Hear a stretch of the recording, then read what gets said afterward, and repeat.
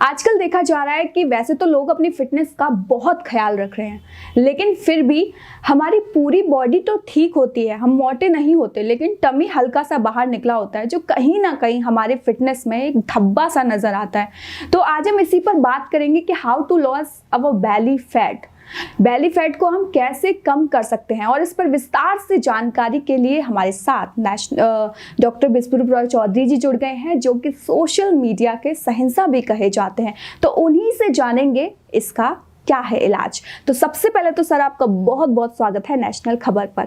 Thank you, धन्यवाद।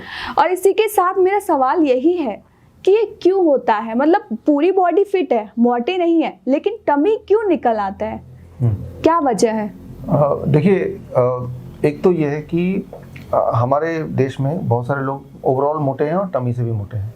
हाँ, ठीक है ना, वो तो एक कैटेगरी। दूसरी होगी कि बहुत सारे लोग हैं जो बिल्कुल पतले हैं, लेकिन सिर्फ पेट थोड़ा सा निकला है, बड़े अजीब सा लगता है, जैसे कोई मटका लगा हो, ट्यूमर हो या कोई 3 महीना प्रेग्नेंट हो, ऐसा दिखते हैं। तो इस तरह से एक अजीब सा, और वो इतने ज़्यादा लोग हैं इस तरह के वाले, हाँ, कि देख देख के हमारे आँखों को आदत सी हो गई, अभी वो हमें वो नॉर्मली लगता है, नंबर 1। जबकि इस देश से जब कोई जाता है दूसरे देश, फॉर एग्जांपल हमारा सेंटर वियतनाम में है, वहाँ सब लोग पतले हैं और किसी की कमी नहीं है पूरे वियतनाम में। पूरे वियतनाम में मैं जब पहली बार गया, आज से 11 साल पहले, मैंने सोचा मैं ढूंढूंगा आज कोई एक टमी वाला आदमी ढूंढूंगा। बहुत ढूंढा मैं, सुबह शाम तक मैं ढूंढ पाया एक, और फिर ध्यान देखा तो वो इंडियन ही था। तो मैं ये बोलना चाह रहा हूँ कि सबसे इम्पोर्टेंट बात जेनेटिक्स। भारतीयों की जेनेटिक्स ऐसी है कि हमारी टेंडेंसी है कि फैट को अगर एक्सेस जमा होना है, वाटर रिटेंशन जमा होना है, तो बॉडी चूज कमी करती है। कोई अमेरिकन होगा तो उसकी टेंडेंसी होगी, उसके बट्स ज़्यादा होंगे, तो बॉडी चूज उसके बट्स की तरफ ज़्यादा, वो पीछे से अफ्रीकन होंगे, पीछे से ज़्यादा वो फैट दिखेगा, अजीब सा दिखेगा। तो उनकी टेंडेंसी है कि बॉडी के पास एक्सेस फैट है, बॉडी के पास एक्सेस फ्लूइड है, तो बॉडी के पास डस्टबिन कहाँ पे रखा है भगवान ने। तो इंडियंस की डस्टबिन स्टमक में है, वो अच्छा भी है ताकि आपको दिखता रहे कि कुछ गड़बड़ है, और अफ्रीकन्स में, अमेरिकन्स में अक्सर वो पीछे है, तो वो पेट उनका नहीं निकलता, उनका पीछे से फूलता जाता है। कई सारे ऐसे भी हैं जिनके थाइज में होता है, थाइज मोटे मोटे होते हैं, अपर बॉडी पतली होती है, तो वो genetically that is how we are made. इसलिए इसे बोलते हैं खास toffee, thin TOFI, thin outside, fat inside, toffee. तो Indian are toffee kind of people, ऐसे बोला जाता है ग्लोबली। इंडियन मतलब टॉफ़ी, मतलब थिन आउटसाइड, बाहर से पतले, लेकिन फैट इनसाइड।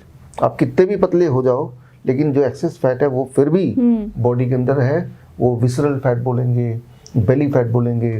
तो वो फैट है, और फैट के साथ कॉम्बिनेशन में वो वाटर रिटेंशन भी है। वाटर रिटेंशन जब होता है तो वो, आप देखिए हमारे जो इंपॉर्टेंट ऑर्गन है वो यहीं कहीं हैं, तो वो पॉइजन स्प्रेड करते हैं, हार्ट में, किडनी में स्प्रेड करते हैं। तो ये यकीन मानिए कि ना केवल से वो दिखने में ख़राब लग रहा है, जैसा बोल ही रहे हैं, वो लगातार एक चैलेंज पेश कर रहा है किडनी के लिए, लगातार चैलेंज पेश कर रहा है हार्ट के लिए, लंग के लिए। तो इट इज़ वेरी इंपॉर्टेंट कि उस फैट से, जो पीछे फैट होता है ना, तो वो पीछे कोई खास ऑर्गन ऐसा है नहीं, राइट, इन कंपैरिजन टू यहाँ पे। तो जो जेनेटिकली इस तरह से बने कि पीछे फैट जमा होता रहे, वो दिखने में हो सकता है थोड़ा अजीब लगे, बट इसके अलावा कोई ज़्यादा चैलेंज नहीं है। या जो जेनेटिकली जिनके पैरों में, थाइज में फैट होते हैं, पैर मोटे मोटे होते हैं, उनको भी उस प्रकार की चैलेंज नहीं है जिस प्रकार की भारतीयों को, बिकॉज हमारा फैट की टेंडेंसी एक ऐसी जगह पे जमना है, वाटर रिटेंशन ऐसी जगह पे जहाँ पे सारे मुख्य ऑर्गन्स हैं।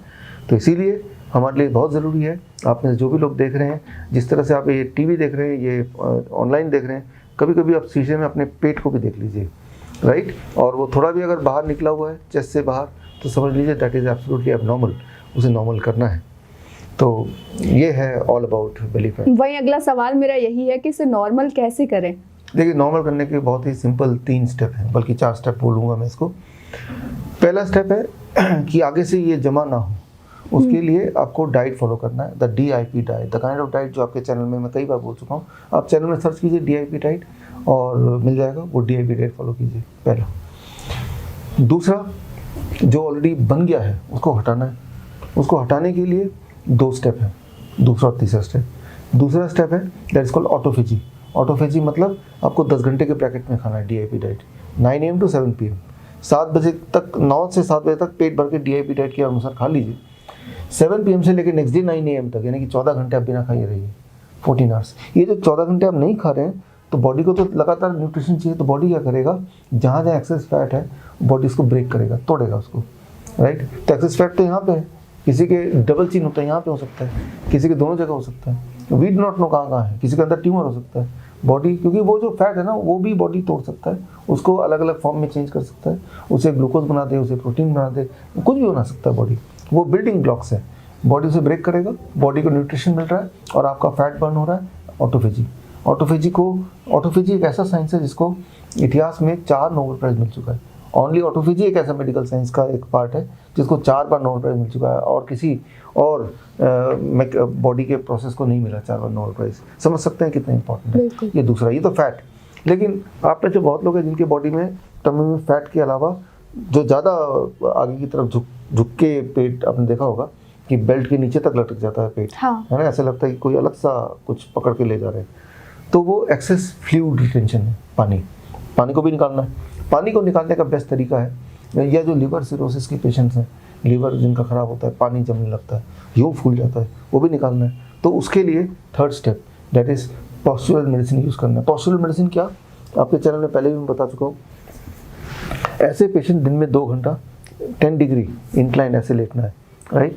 यानी कि जो एक पलंग के एक तरफ 3-3 ईंटें रखे, उसको 1 फीट ऊंचा कर दीजिए, उस तरफ पैर होगा, दूसरी तरफ सर होगा।